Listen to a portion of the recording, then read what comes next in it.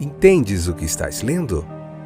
O podcast que te leva através das páginas da Bíblia, livro por livro, capítulo por capítulo. Uma exposição bíblica emocionante. Aperte os cintos e embarque comigo nesta viagem.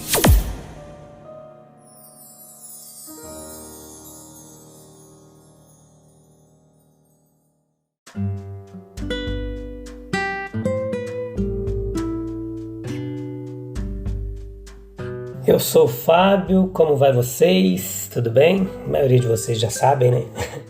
A maioria de vocês que estão aí sempre nos acompanham, mas sempre tem gente nova chegando, muito bem-vindo a você que começou a acompanhar esses estudos. Tem muita coisa legal aí para você ver nos episódios anteriores e uma satisfação imensa estar aqui. Olha, tá chegando o finalzinho do livro de Levítico, hein? Estamos se aproximando do final de mais um livro. Isso é motivo de muita alegria, tem sido trabalhoso, mas gratificante estar aqui com vocês, compartilhando todo o conhecimento bíblico, toda a teologia bíblica aqui que a gente tem acumulado por mais de esse conhecimento, por cerca de 25 anos que a gente tem aprendido, ensinado o texto bíblico, e tem sido legal compartilhar isso aqui. A gente tem tido bastante gente aí de vários lugares do Brasil, do mundo, alguns brasileiros, vários deles que moram aí nos Estados Unidos, em várias cidades, em Berlim, na Alemanha, enfim. Nós temos aqui no aplicativo vários rastreamentos aqui por GPS de gente aí que nos escuta em vários lugares e acompanha esses estudos, e tem sido muito gracioso ver Deus trabalhando através das nossas vidas, como instrumentalidade, e usando a sua palavra para abençoar corações e transformar vidas. Tudo bem com vocês? Vamos lá? Hoje vê Levítico capítulo 25, parte 3, episódio de número 432, quinta temporada, livro de Levítico, capítulo por capítulo. Então vamos continuar falando do ano do jubileu e a representação da redenção do mundo, né? O que isso nos ensina? Porque toda a era cristã é um longo ano de jubileu, né? Um ano aceitável do Senhor, como diz lá em Lucas, escreveu no seu Evangelho, capítulo 4, versículo 19. E aquele ano aceitável, o 50º ano no calendário judaico, era um ano de emancipação. Versículo 10 do capítulo 25. Era o reajuste das relações sociais, como nós vimos no capítulo anterior, no episódio anterior, versículo 10, 39 ao 41, versículo 43, versículo 54. O versículo 10, versículo 13 nos fala dessa regeneração social. Então a terra ela descansou um segundo ano e recuperou qualquer virtude que pudesse ter perdido. Os antigos patrimônios foram devolvidos para os herdeiros dos proprietários originais. Versículo 11 fala do descanso do cultivo. Havia uma alegria abundante, a gente falou disso. Então tudo isso, num sentido mais profundo e espiritual, representa as características da era cristã. O pecado como a escravidão da alma. Os homens são presos com as cordas de seus pecados. Salomão escreveu lá em Provérbios 5:22. Eles estão na escravidão do egoísmo, ou do mundanismo, ou de um ou outro, ou mais de um, dos vícios, do medo do homem, de uma procrastinação, sempre deixando para amanhã, tola, frívola.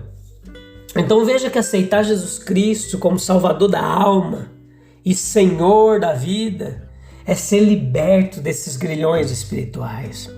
O cristianismo, de fato, ele não efetua nenhuma revolução social imediata nas formas de vida social. Isso leva tempo. Não diz ao escravo, fuja do seu mestre, 1 Coríntios 7:20. Não dá instruções quanto à maneira pela qual as relações humanas podem ser organizadas. Mas ela o Evangelho infunde um novo espírito nas mentes dos homens.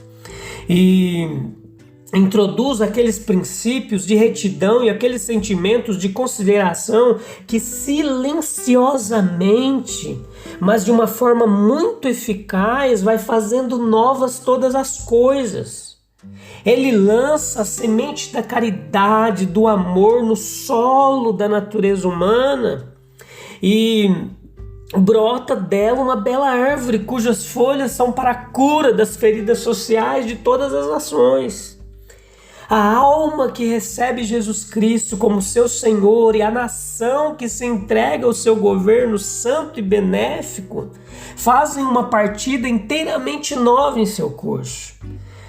Tão grande e radical é a mudança assim efetuada que a própria verdade fala dela como uma regeneração. Lá em João capítulo 3, Evangelho segundo São João capítulo 3, fala dessa regeneração, desse novo nascimento, pois em Cristo nascemos de novo, ou nascemos do alto.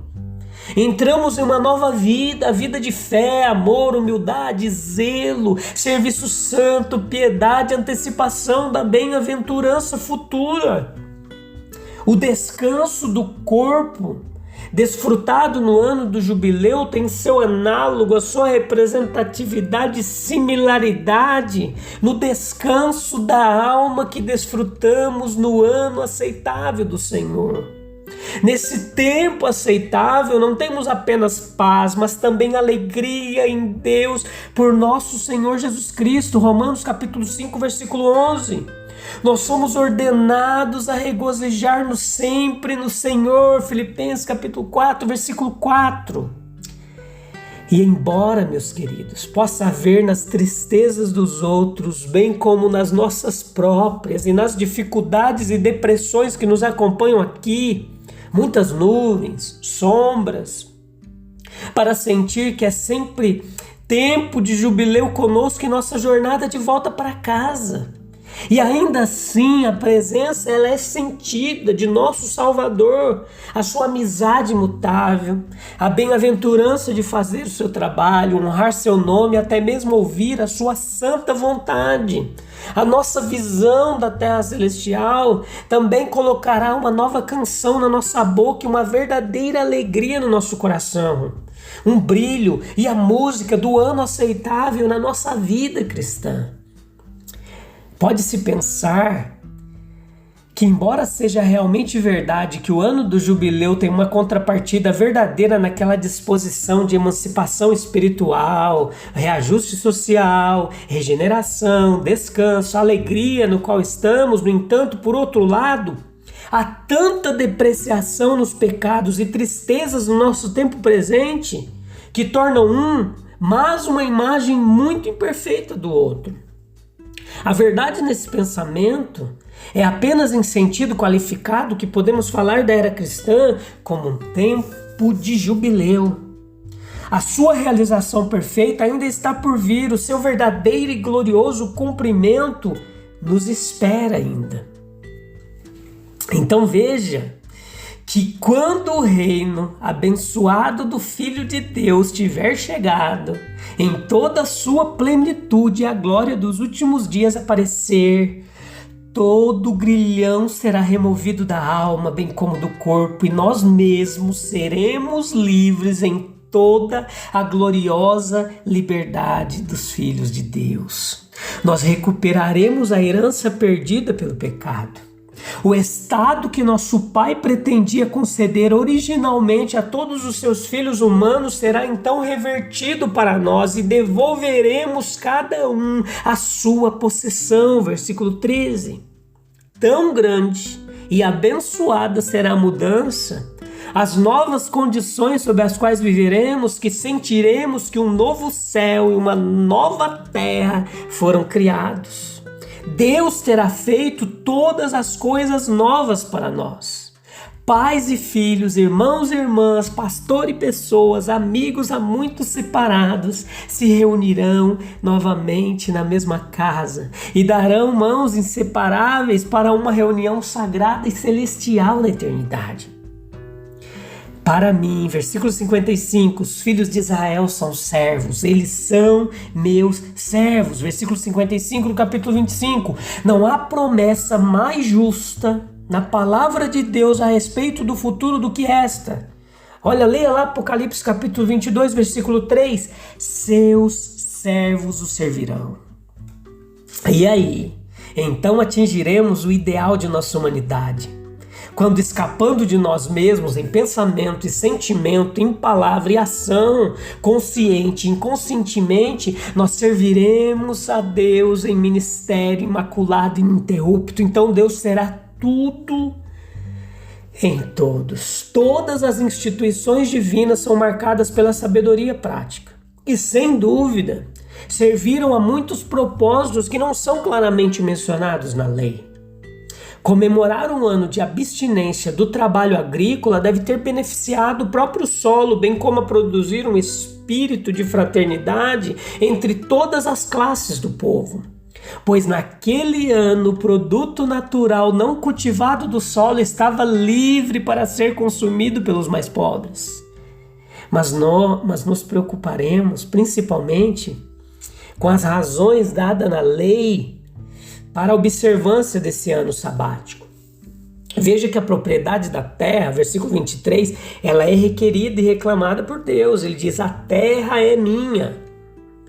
Como os proprietários ocasionalmente fecham um caminho por um dia para evitar que seja reivindicado como propriedade pública, Deus se recusa a cada 7 anos a permitir que os israelitas façam o que quiserem com a terra, a fim de lembrá-los do fato de que Ele é o verdadeiro proprietário cuja graça concedeu o arrendamento a eles. O ensino é claro, os homens são apenas mordomos. O domínio de Deus é universal sobre suas pessoas e posses. Nada do que o homem é ou tem pode ser dispensado da necessidade de consagração. As condições de locação devem ser cumpridas. Se as pessoas não estivessem dispostas a observar os termos, deixe-as abandonar sua propriedade e começar em algum lugar por si mesmas. Mas onde conseguiremos algo por nossos próprios esforços, além do favor do Todo-Poderoso? O homem é ensinado que tem outros deveres, além de prover apenas suas necessidades físicas, de suprir as suas necessidades físicas. O trabalho é a necessidade fundamental. O fardo imposto a nós pela declaração, com o suor do teu rosto comerás o teu pão. A mera ociosidade, ela é vergonhosa. No entanto, por este mandamento do texto, Deus afirma que o descanso é um dever, assim como o trabalho. Um de fato nos prepara para o outro. A recreação não é de forma alguma pecaminosa. E essa é uma visão falsa. Aquela que considera assim, o descanso de Deus após a obra da criação santificou para sempre o descanso legítimo. O descanso do trabalho servil, ele pode ser empregado adequadamente no serviço sagrado. Foi durante esse ano sabático que a lei deveria ser lida no comportamento de todo o povo. O homem não encontra seu fim mais nobre na busca de sua ocupação diária. Ele não deve estar sempre examinando o mesmo espaço de terra. Ele pode levantar a cabeça e se alegrar com pensamentos elevados e perspectivas mais amplas. Esse mundo não é o lar final do homem. Portanto, nós podemos interpretar a afirmação do texto que diz assim: vocês são estrangeiros e peregrinos na terra, como referindo-se principalmente à colocação de Israel em uma terra que não lhe pertencia, mas transmite uma lição mais profunda de aplicação pertinente às circunstâncias modernas. O que vamos comer no 7º ano? Eles perguntaram e se preocupavam. Espera-se que o homem use sua razão e antecipe o futuro. Conduzido ao mundo como o mais indefeso dos animais, ele é capaz de se cercar de amplo poder e recursos. Uma colheita é suficiente para encher seus celeiros até que sejam reabastecidos pelos estoques de outro ano. Ele deve ir contra a prudência e negligenciar as operações usuais do cultivo? Entenda, a exigência da lei é superior a tais escrúpulos. Pode ser uma conduta irracional. A incredulidade pode sugerir terríveis eventualidades, mas se a vontade de Deus foi claramente expressa, o devoto israelita não ousaria vacilar. Ele precisava apenas confiar que Deus ia prover naquele ano que ele não ia cultivar por ordem divina. Fazer uma profissão do cristianismo às vezes acarreta perda de posição, estima mundana. Deus promete que nada se perderá quando o homem se coloca na prontidão, à obediência aos seus estatutos. O texto é claro, diz assim: eu darei a minha bênção sobre você. O 6º ano produzirá frutos, não só por 1 ano, mas por 3 anos. Claro, isso supõe uma associação sobrenatural de conduta e prosperidade que não deve ser procurada no curso normal da providência. No entanto, a promessa de bênção sobre os fiéis é para todas as gerações. Há uma recompensa total garantida para toda tribulação que é sofrida no serviço da justiça. São poucos os casos em que os homens nos tempos modernos experimentaram a verdade da afirmação de que Deus não retém nenhum bem daqueles que andam em retidão, que os justos não são abandonados, nem seus pobres foram obrigados a implorar por pão. Isso pelo menos é certo, que ele faz um bom investimento, aquele que toma ações nas empresas de Deus para propósitos justos. Tal deve realizar a dupla garantia de segurança e abundância. Versículo 19, observe a resposta de nosso Senhor a Pedro, quando ele pergunta: o que nós teremos então por te seguir? Moisés, ele estima que as promessas da palavra de Deus dissipem toda dúvida e hesitação. O seu conselho pode parecer estranho, como pareceu ao rei Zedequias, lá em Jeremias capítulo 38, versículo 20. Mas o resultado verificará a sabedoria da obediência, que aproveita o homem ganhar o mundo inteiro e perder a sua alma. Em guardar os mandamentos de Deus há uma grande recompensa, meus queridos. É bom para essa vida e ainda melhor para a eternidade, tá bom? Vale a pena. Como Asaf se questionava, né? Se valia a pena. Quando ele olhava e via que parecia que só os ímpios prosperavam, mas era ilusão. O fim deles não é muito agradável. A gente se vê em breve no próximo episódio, para a gente concluir o capítulo 25. Te vejo lá. Um abraço, até breve. Deus abençoe. Tchau, tchau.